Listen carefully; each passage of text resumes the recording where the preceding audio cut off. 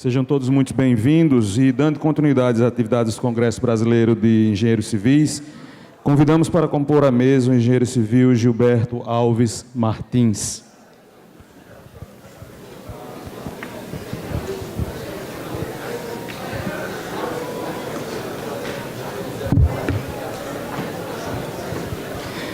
Nosso palestrante, engenheiro civil, sanitarista, mestre em qualidade de materiais para saneamento, formado pelas universidades de São Francisco e Universidade de São Paulo, coordenador de comissões de estudos e normas da ABNT desde 1979, criador do controle de processo de fabricação como uma ferramenta da qualidade na normalização brasileira em 2000, inventor do modelo brasileiro de armazenagem de madeiras em 1978 e do sistema de bloqueio magnético de hidrantes de coluna em 1995. Um dos autores do Manual de Instalações Prediais, editora Pini, em 1997.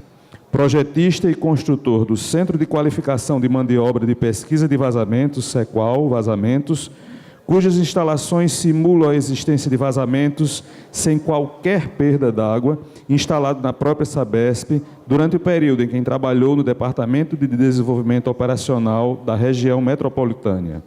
Atua desde 1991 na AESA-BESP, com trabalho voluntário como membro da comissão organizadora da maior feira de saneamento da América Latina, denominada FENASAM, que criou um pequeno número de empresas expositoras e que hoje já tem em seu retrospecto anual edições com mais de 250 estandes.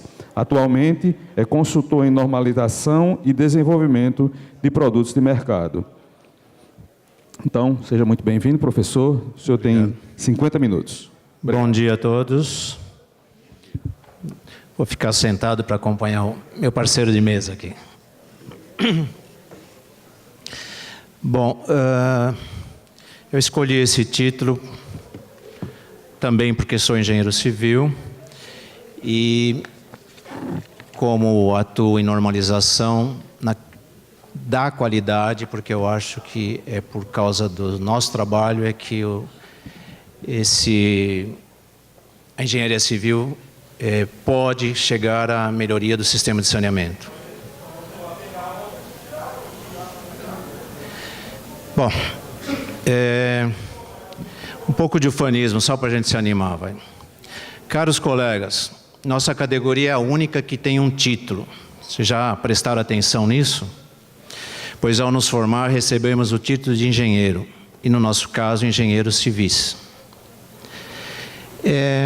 Onde está essa necessidade da nossa qualificação, carência de profissionais como nós? Em muitas áreas.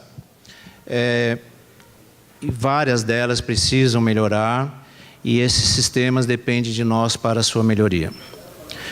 Como exemplo de que algumas coisas podem ser feitas simplesmente, depois chegar a um profícuo, um futuro profícuo. Em 2000, em atividade lá na Sabesp, a gente priorizou a inclusão do controle de processo de fabricação nas normas da ABNT, principalmente para produtos para saneamento. Vamos ver se, com o futuro, outros setores também entram nessa, né? E aí a gente conseguiria a qualidade assegurada de materiais, tanto para as nossas obras e instalações, e como conseguir a melhoria do sistema de saneamento. A gente esperava, naquela época, que houvesse uma melhoria dos processos, que os produtores evoluíssem e criassem, né, então, os controles de processo de fabricação para que segregassem os produtos não conformes e, quando fosse entregar seus produtos, fornecessem somente materiais de melhor qualidade. Com o controle de processo de fabricação, a gente tem condições de fazer isso. Quando alguém vai inspecionar um produto, já tem consciência de que houve uma segregação do que não servia e fica muito melhor no produto final. Quando eu falei em ufanismo, eu falo que não tem nada de exagero em valorizar a nossa presença, mesmo em chão de fábrica. Vocês podem pensar que engenheiro civil não é profissional da indústria, que não desenvolvemos produtos e novas tecnologias, que essas atividades são de outros profissionais. o que posso afirmar é que a gente tem papéis fundamentais na discussão e elaboração de normas técnicas, na inspeção dos materiais e na execução de obras civis.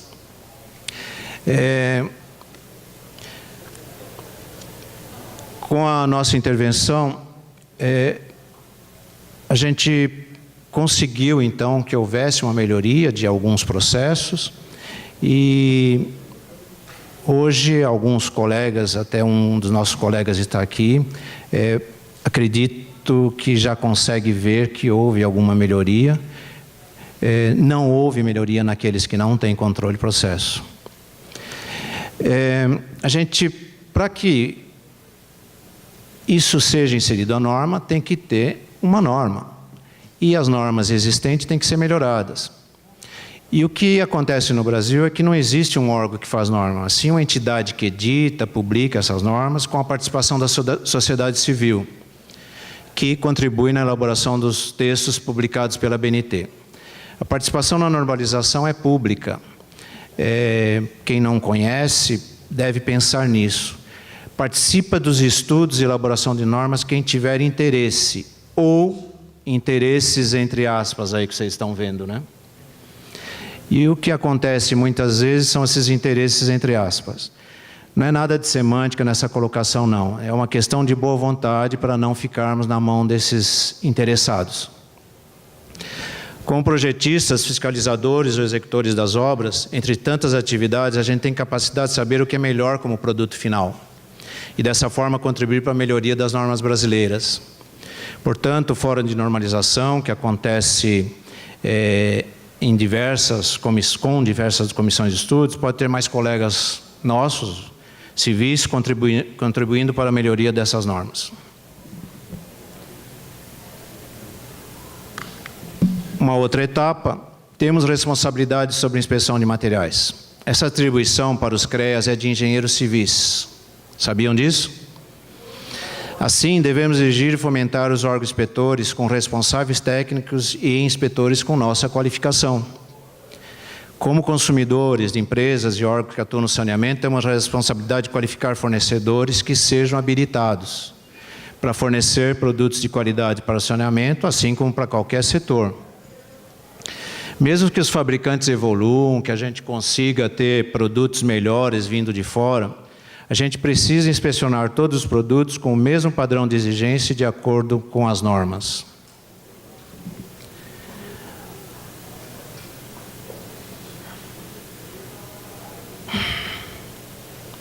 Uma outra área, que é o que a maioria dos civis conhece, projetistas e executores de obras civis. No caso de saneamento, precisamos de engenheiros civis para projetar e executar obras que sejam concluídas a contento. Em grandes empresas de saneamento, a necessidade da existência de um grande número de engenheiros civis para que a operação dos sistemas, a manutenção, a construção de redes sejam adequadas, para ser possível fornecer água de qualidade, que os esgotos sejam coletados adequadamente, que seja feito o tratamento e conseguir um meio ambiente melhor. Da mesma forma, deve existir profissionais com nossa qualificação nos pequenos órgãos, alguns DAIs, né, que não são poucos no Brasil, tem por volta aí de uns 1.500, ou qualquer órgão de saneamento público ou privado. Temos que avaliar a qualidade dos produtos, dos equipamentos e, durante as obras, contribuir para a melhoria da qualidade da mão de obra, executar ou fiscalizar as obras adequadamente. Nós somos necessários nas empresas ou órgãos de saneamento. A sociedade precisa se conscientizar disso, os diretores de empresas, os governos, no caso de empresas de saneamento estatais, municipais. E a obrigatoriedade de empregar nossa mão de obra existe e é possível. Empresas públicas ou estatais, municipais, a política temporal que muda de 4 em 4 anos costuma complicar isso, né? É inconveniente e inadequada. Em empresas privadas pode existir inclusive outros interesses, né, que propiciam emprego de profissionais de outras categorias. Mas a gente deveria estar lá e cabe aos CREAs fiscalizarem e a nós verificar se os órgãos estão adequados e, através da consciência da sociedade civil, fazer valer nossa presença. Há muito para se fazer no saneamento, assim como em diversos setores, né? No caso do saneamento, até atingir a universalização de serviços de abastecimento, coleta, tratamento, até a sua disposição final, que é tentar fazer com que o esgoto que chegue lá no rio seja parecido com a água que tinha nele antes. Acreditamos que, em face dos investimentos necessários e da necessidade de uma qualificação adequada, poderemos ser elementos ativos durante muitos anos.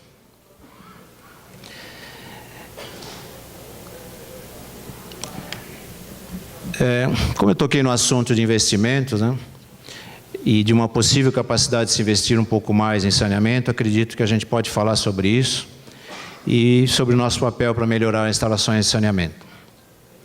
Existia uma estimativa, para vocês terem uma ideia, que os investimentos de saneamento básico deveriam ganhar um incremento de 5,8 bilhões neste ano. Sem considerar a capacidade de bancos privados, somente os bancos públicos, Caixa Federal, BNDES, deveriam financiar algo em torno de 9 bilhões de novos projetos. Eu coloquei devem aí, mas não sei, nós já passamos da metade do ano, né? De acordo com o BNDES, parte disso, 1 bilhão de reais em crédito para obras do setor, que está, dizem eles, né, entre as prioridades para receber investimentos com condições especiais de financiamento, tem uma política que prevê créditos a juros que variam de 2,1 a 6,56 ao ano e prazo de até 20 anos para eventuais concessões. Segundo essa instituição, ainda é oferecida uma linha de crédito sem limite de orçamento voltada para projetos de saneamento ambiental e recursos hídricos. Em novembro de 2016, eu brinquei com esse número 18, que agora há pouco o professor Tamão falou em 18, dos nossos estados aderiram ao programa de concessões do BNDES, com projetos que fazem parte do PPI do governo federal, para serem desenvolvidos para iniciativa privada e na busca da universalização do acesso ao saneamento. O governo diz que em 20 anos chegaria a índices muito bons. A questão do investimento é muito importante. O impacto desses investimentos no saneamento, para vocês terem uma ideia, pelo que se fala no mundo inteiro, tá? Não é coisa que é colocada para nós, não. Estima que a cada 100 milhões aplicados em tratamento de água, são gerados 250 milhões para a economia de um país. 2,5 vezes. Se fossem 100 bilhões, um pouquinho mais, né? Para essa mesma instituição, os investimentos em esgotos geram resultados ainda mais expressivos. Para cada 100 milhões, no tratamento e disposição final adequada nos esgotos, são gerados benefícios econômicos da ordem de 890 milhões. Fonte do Portal do Brasil, do BNDES e da Caixa. Sem contar na questão da saúde, né? Mas a gente tem problemas. Sempre estamos sem recursos, devido à política econômica, política entre aspas, né? Em 2015, devido à falta de recursos, de projeto aprovado por organismos financeiros, num pequeno país como o nosso, né, com 5.570 municípios, como eu disse, 1.500 não são operadas por grandes empresas estatais nem privadas. Segundo o IBGE, ao excluirmos a Sabesp, Sanepar e Corsan e as empresas privadas do setor de saneamento, foram utilizados somente 1,5 bilhão de reais desse tipo de recurso em saneamento, quando se esperava aplicar algo em torno de 7 bilhões de reais. E com uma previsão para aquele programa do governo de 15 a 30 bilhões. O que quer dizer isso aí, esse 1,5 bilhão? Nada. Eu já pergunto e já respondo, porque não é nada para 5 mil municípios. Como exemplo de que isso é muito pouco, somente aquela linha ouro metropolitana que diz que vai ligar o Morumbi ao aeroporto, com 11 quilômetros, estavam previstos o equivalente a 1 bilhão e 700 milhões de reais numa obra.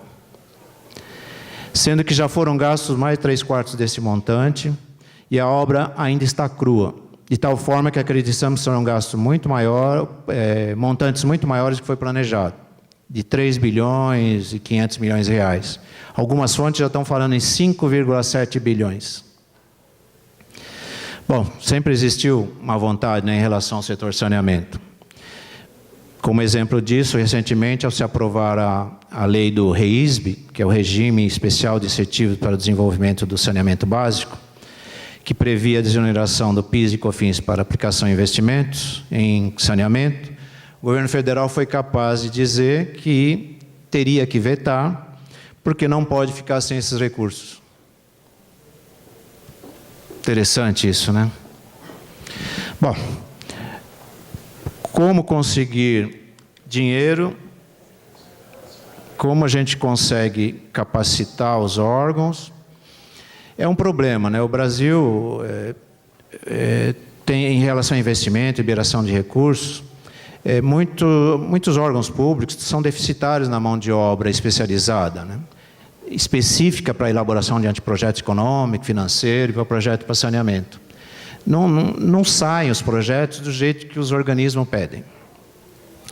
Existem previsões de investimento, necessidade, mas os órgãos de saneamento não têm gestores capacitados para atender às exigências das entidades financeiras, e os empréstimos, quando ocorrem, acabam acontecendo em épocas defasadas e fora das projeções originais.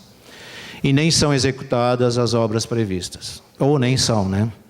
Por conta disso, muitas vezes foi inviável a obtenção de recursos públicos que estavam disponíveis e acabaram não sendo usados. E, além disso, né, diante da crise financeira em que estávamos, que esperamos estar acabando, dependemos cada vez mais desses órgãos, justamente que exigem mais, e de alguns organismos internacionais com as suas exigências específicas. Para isso, há necessidade de um número maior de engenheiros civis com formação e capacitação para uma efetiva liberação de recursos com anteprojetos econômicos financeiros bem feitos para essas obras de saneamento. Eu, vendo que havia um problema de horário, procurei fazer esta parte muito rápida. Por quê? O que a gente pode tirar daqui hoje, na verdade, não é nada disso que a gente falou. Porque tudo que eu falei, vocês já ouviram falar, talvez não dessa forma, né? Mas o que a gente está precisando como engenheiros civis e como idealizadores, projetistas. Pelo que o governo fala, a gente tem aqui um desafio. Para atingir as metas fixadas em 2013, pelo Plano Nacional de Saneamento, para universalizar em 20 anos os serviços de água e esgoto no Brasil, há uma demanda de investimentos em torno de 300 bilhões, ou o equivalente a, no mínimo, 15 bilhões por ano. Como eu disse, foi gasto 1,5 bi, né? Só falta alguns numerozinhos a mais aí. Se os organismos financeiros contribuírem com a maior parte desses recursos, 7,5 bilhões para mais, né? Isso vai ser possível, mas precisamos nos adequar às exigências deles. Existe um manual, existe uma forma de trabalhar para que isso seja feito? Não tem. Cada gestor faz lá um anteprojeto, leva lá para aprovação e muitas vezes não sai, mas não procura saber como fazer, ou vem picadinho, vem informações aos poucos. Hoje não passa por isso, amanhã não passa por aquilo. Então existe a necessidade, a possibilidade de se conseguir os recursos, e aí, portanto, a gente tem que pôr mãos à obra para conseguir esses recursos necessários. O meu desafio é que, através das nossas entidades, né, eu também represento a Associação de Engenheiros da Sabesp, e é uma OCIP em que pode atuar em diversas frentes, principalmente na questão social. Eu lanço esse desafio para que, através dessas entidades, a gente consiga cartilhas, manuais necessárias e o treinamento dos nossos profissionais para o estudo das necessidades e elaboração de anteprojetos, com possibilidade de uma real captação dos recursos públicos e o seu efetivo desembolso por parte dos organismos financeiros e de fomento. É difícil? É complicado, mas eu acho que se ninguém se mexer, a gente vai continuar ainda tendo esse problema por muitos anos. E a gente já está com 18 anos para frente, já não são mais 20. Tá? Eu acredito que eu falei o que eu pretendia, e eu agradeço a presença de vocês. Será que meu tempo foi muito rápido? Agradeço. Exagerei? Gilberto, e está aberto a palavra para questionamentos por 10 minutos.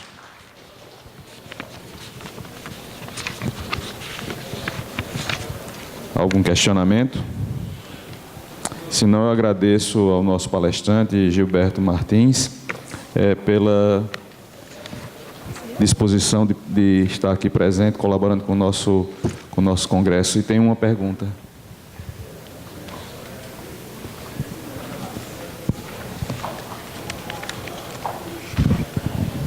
Bom dia, Domingos, Mato Grosso do Sul. A gente sabe da relevância do projeto de saneamento, não só para a função do saneamento, mas na saúde e uma opção de outro aspecto. Sim. E a gente observa que uma dificuldade no Brasil é planejamento e elaboração de projetos, como bem colocado. O que representa a elaboração de um projeto em relação ao custo da obra? Qual o percentual hoje, aproximado, de investimento? Sim. Juntando todas as fases do projeto, anteprojeto e o projeto final, não está chegando a 10%. Não está chegando a 10%. Hoje tem, além da questão do anteprojeto, do projeto, tem a questão do acompanhamento, então também isso está sendo coberto, né? Já tivemos períodos aí em que isso representou por volta de 19%.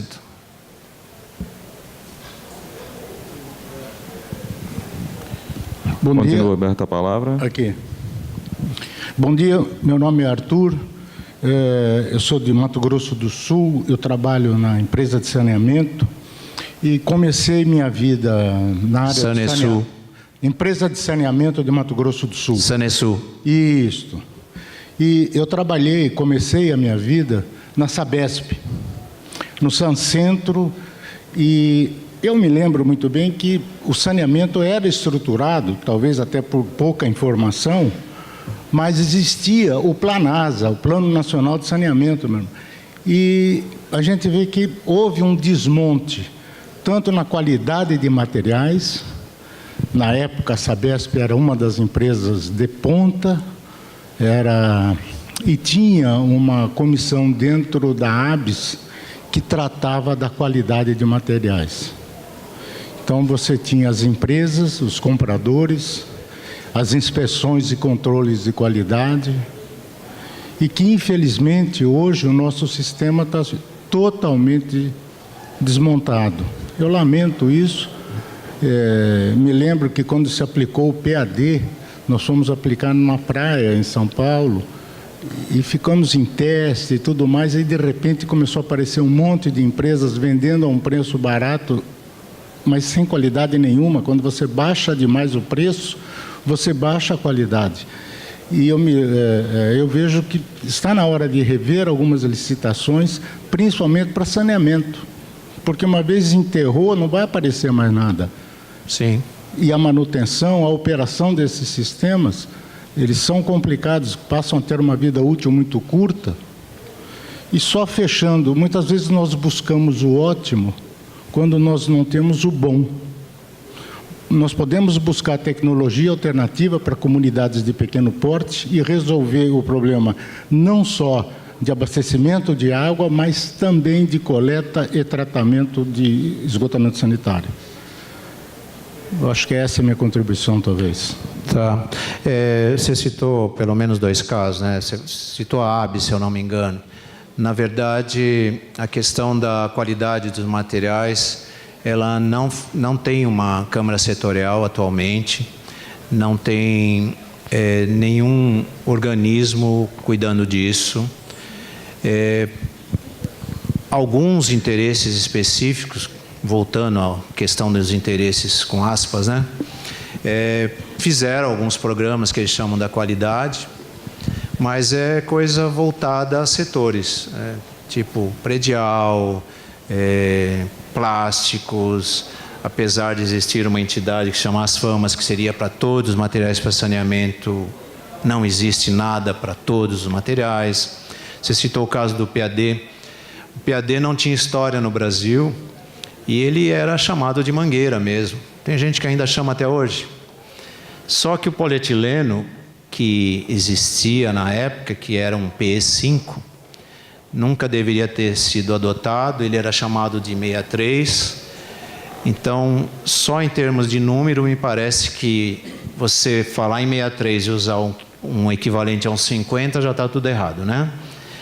E o processamento inadequado, uma coisa sem controle nenhum, uma norma que não espelhava as normas europeias. Hoje já se usa polietileno PE100, um pouco diferente daquele, né? Pelo menos 2 vezes mais, em número, né? Estruturalmente é um pouco diferente, mas a resistência pode ser até muito maior. Então, se a gente não se envolver, como eu disse, se não houver uma participação maior dos colegas em normalização brasileira com esse objetivo, não vai acontecer, nunca vai melhorar. As normas que a gente já conseguiu colocar, ferro fundido, PVC para infraestrutura, válvulas, alguns outros produtos, o controle de processo, tem uma melhora. Se o Virgílio quiser dar algum testemunho sobre isso, fique à vontade, Virgílio. Você tem ideia, você já conhece o que é inspecionar produtos há muito tempo, né? Eu acredito que, se a gente não fizer o que eu planejei há 15 anos, que é ter uma câmara setorial, um programa de desenvolvimento da qualidade institucional, que a gente não consiga ter laboratórios institucionais, a gente vai continuar sempre recebendo aquilo que eles quiserem fornecer e de acordo com o preço que o mercado, né, chutar, e aí, por conta do valor que sair, vai vir um produto bom ou um produto ruim. É mais ou menos por aí. Bom dia. Gilberto, é o seguinte, meu nome é Fabrício, sou da empresa de saneamento de Goiás, da Saneago. Isso. E quanto à ponderação da questão dos investimentos necessários para o setor de saneamento, isso é incontestável, né? Você não acha que as normas que saíram recentemente, 2014, se eu não me engano, 24, 110, 111, 112, de operação de sistema de saneamento, sistema de água, sistema de esgoto, e a divulgação dela, né, a aplicação, porque se a gente considerar o investimento, né, projetos, obras, no final da conta, o sistema fica para que seja operado. E com essas normas, uma melhor divulgação, não teríamos mais eficiência, economia, uma gestão de ativos, né, um planejamento, uma empregabilidade da engenharia propriamente dita na operação desses sistemas, aproveitando até o que o colega colocou, a questão do Planasa, né, que teve um investimento e hoje os investimentos estão aí, né? Então, eu gostaria de ouvir sua opinião sobre essas normas. Em relação às normas de projetos, instalações, inclusive estão sendo revisadas todas as normas atualmente, tá? Tem uma comissão que está trabalhando durante 2 dias lá em São Paulo. E tem representantes de algumas empresas de saneamento participando. Tudo aquilo que se corresponde a projeto está sendo revisado. Então, está sendo elaborado de uma forma boa. Eu estou percebendo que de vez em quando eu vou até lá, participo de algumas sessões. Está se modernizando e está se buscando a qualidade, a padronização. Então, vão ser revisadas e vai acontecer de não serem divulgadas, né? A questão da divulgação é complicada, porque a ABNT, apesar de ganhar dinheiro com norma, não faz questão de ficar divulgando. Ela acha que tem um público cativo, então não está preocupada com isso. Parece que ela está mais preocupada, inclusive, em ganhar dinheiro com outras coisas, porque ela também é certificadora de materiais. Quem faz norma, certificar materiais, parece que meio complicado, né? Mas tudo bem. Talvez, da mesma linha que eu falei agora há pouco, né? As nossas entidades fazer algum trabalho. Durante algum tempo, pela ESABESP, eu participei em algumas normas como representante da ESABESP e divulguei para o nosso grupo, que é um grupo de 1.500 pessoas.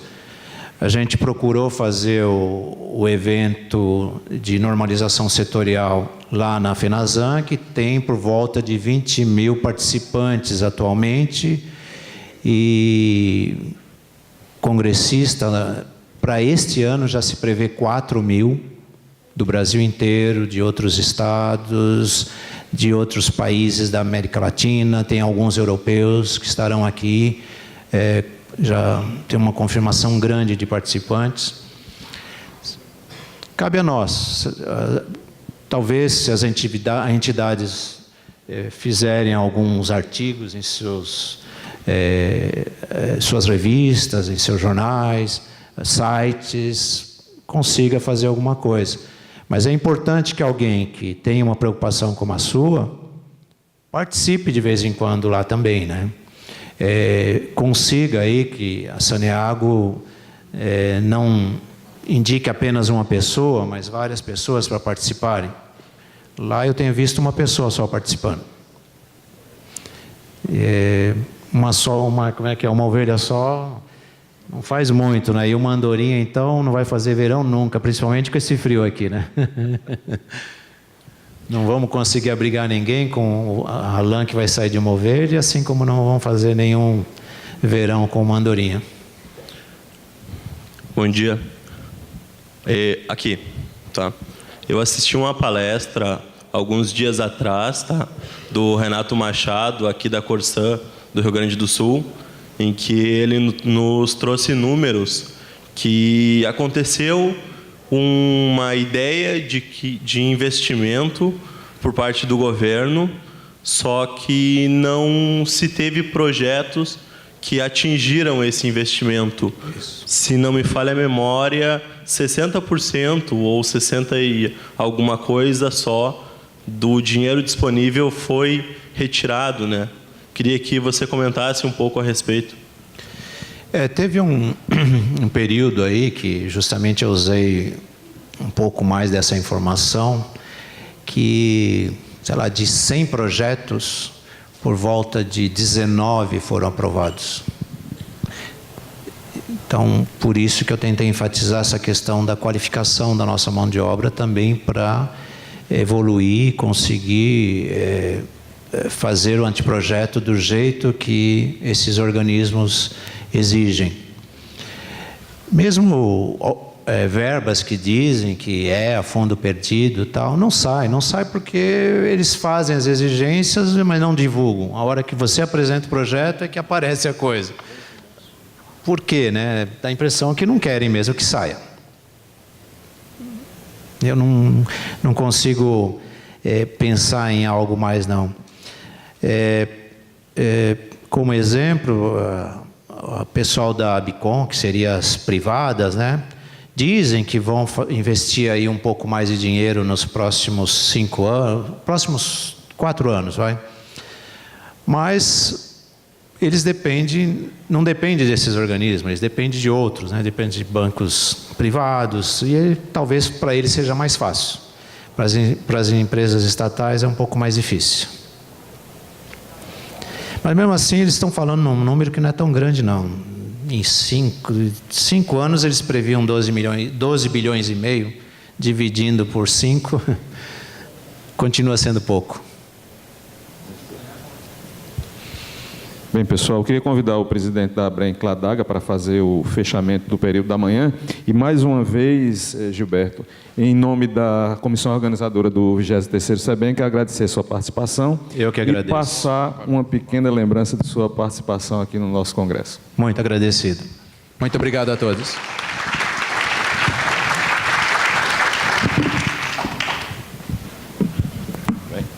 Só agradecer aqui o nosso palestrante. Muito obrigado. Quanto que a gente sempre... bom dia a todos, né? Final de manhã, auditório, já a fome está batendo. Mas eu gostaria assim, ó, a ABENC está procurando fazer nesse encontro um encontro técnico.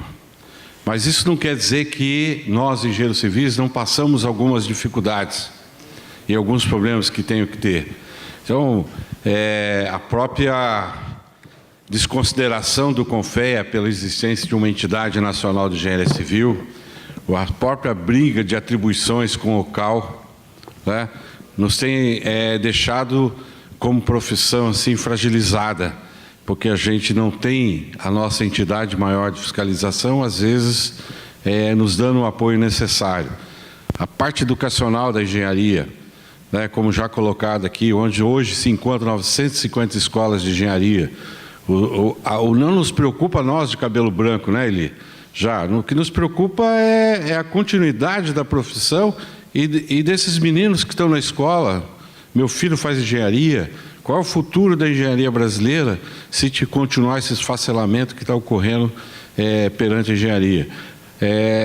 O governo abrindo o mercado, o próprio CONFEA abrindo o mercado para estrangeiros, sem precisar fazer revalidação de diploma, alegando que a gente consegue para a Europa. Eu não sei até que ponto essa é verdade.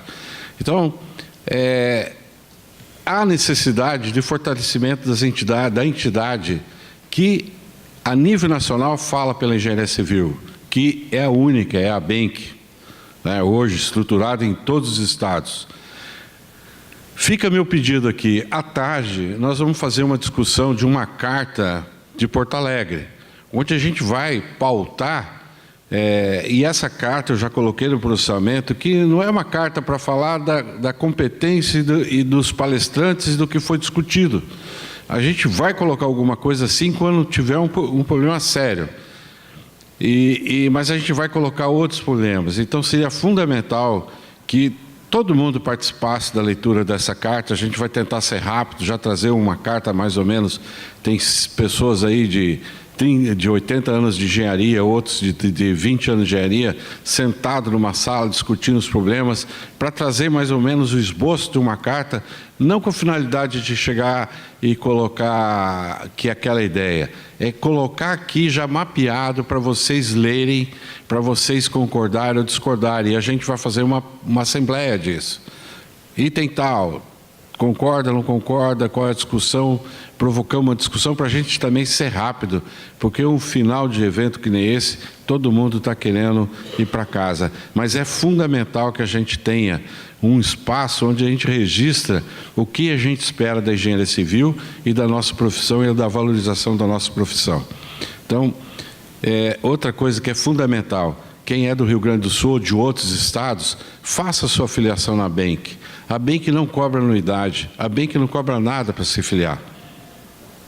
Mas é fundamental, ela só passa a ter força quando nós, engenheiros civis, todos estamos filiados e lutando pelo ideal. Qual é o ideal da ABENC? É o fortalecimento da profissão e a garantia do trabalho para todos nós, porque nós não somos sindicato, mas somos uma entidade de engenheiros civis. Não é uma entidade da engenharia civil ou da modalidade de engenharia civil. Nós somos uma entidade de engenheiros civis. Então, só para quem não tem noção, é uma entidade que, se ela luta até na esfera jurídica, já ganhou algumas, já perdeu outras, mas quando tem alguma coisa que vem para o juiz de engenharia civil, nós vamos para a justiça. É a única entidade que, quando demanda na justiça, ela garante o direito para todos os engenheiros civis. Não existe uma outra, porque por ser uma entidade nacional e ter praticamente departamentos em todos os estados brasileiros.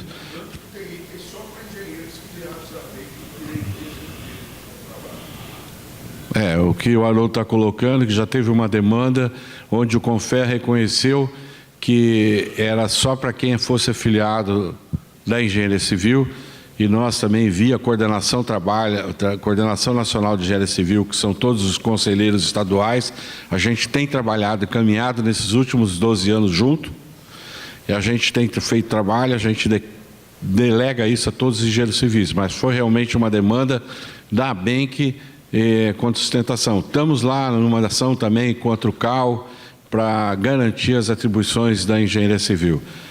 A política é o seguinte: quer fazer, faça bem feito, mas não venha impedir o engenheiro civil de fazer os seus direitos. A engenharia civil é uma profissão que tem no mundo inteiro, tá? Acabou agora, essa semana aqui, os engenheiros civis de Portugal demandaram contra a Associação dos Arquitetos e conseguiram resgatar o direito de fazer projeto arquitetônico, que não tinham em Portugal, e é o que os arquitetos tentaram fazer aqui com nós brasileiros, que nós estamos brigando na justiça até hoje. É fundamental, gente, essa união e essa congregação, essa união em torno de uma entidade. Aqui nós temos um departamento no Rio Grande do Sul e temos em todos os estados. O que não tem, eu estou indo, estou criando, estou intervindo e estou tentando fazer funcionar, e conto com todos vocês. Espero que vocês todos aqui estejam à tarde até o final, porque o evento a gente deu o caráter técnico, mas precisamos também dar o caráter um pouco político, e é política que envolve o movimento, e é em política que a gente faz o fortalecimento da nossa profissão. Eu não é para abrir, mas eu vou abrir para você, porque veio do Mato Grosso. Só para adiantar um pouco o horário, vai ser 6 horas. Adiantar um pouco. Sim, mas depende do andamento daqui, ok? Se vocês conseguirem adiantar, a gente pede para adiantar também. Então, eu agradeço a todos, vamos para o almoço, para voltar no horário certo, para tentar acabar certo. Obrigado.